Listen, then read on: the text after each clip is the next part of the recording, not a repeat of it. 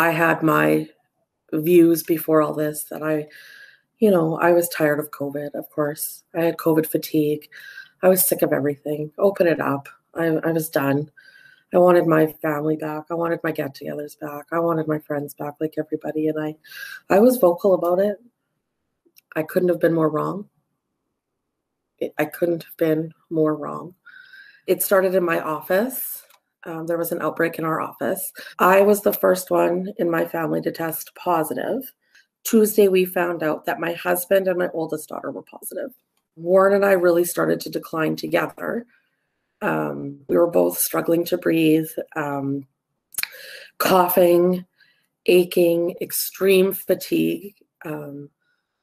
I could say I've never felt so sick in my entire life. I couldn't even compare it to a flu. Warren started coughing again, and it was to the point where after he was throwing up, he was coughing so hard. And then he couldn't breathe. He was gasping after every word. He couldn't speak. That was at night. So at that point, I sent our daughters upstairs. I didn't want them to see him like that and see the ambulance because I called 911 again. And so my girls were upstairs and they kind of knew what was going on. They saw the ambulance pull up again. The paramedics came in again. And this time they decided to take him into the hospital. But at that point, and I was crying when he was leaving, and the paramedic, she said to me, "He's okay, ma'am. He's fine. He's struggling, but we're letting him walk out of here." Like he walked out on his own. And they said, that's a good thing. They said, so it's going to be okay. We're just going to take him in and check him out. And okay. So it calmed me down and he left. Warren went to the COVID unit and he struggled there. He had a lot of anxiety being there. He would call home or message me because he couldn't really talk, that he was scared. He wanted to come home. And I just kept telling him, you got to hang in there. You got this.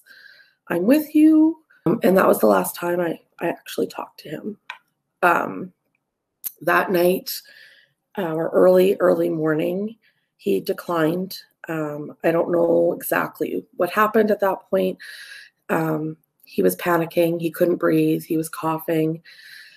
He pulled out his oxygen out of his nose, and they couldn't get him settled back down. That's when they ended up having to sedate him, intubate him, and move him to the ICU.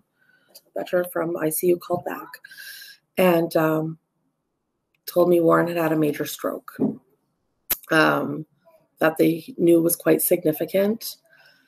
They did a CT scan. My understanding is the whole left side of his brain was dead tissue. 5:30 this morning, ICU called. The nurses called me, asked if I was planning to come in. And I said, well, yes, I was planning to be there this afternoon or today.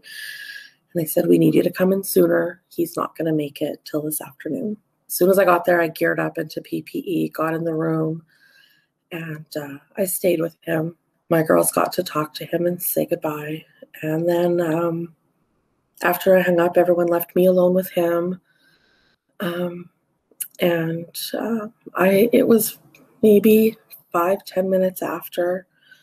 He was just peaceful. The nurse came and checked for a heartbeat and there wasn't one.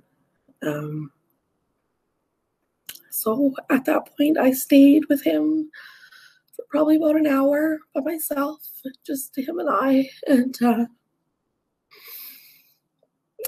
just stayed with him. I'm just thankful to the people working on those front lines in that ICU.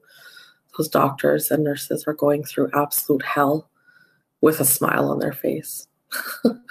They hugged me. They took care of him and did it with love and positivity, and it's mind-blowing. And they are smiling. I don't get it. I don't know how they're doing it. If I could hug every one of them, I would.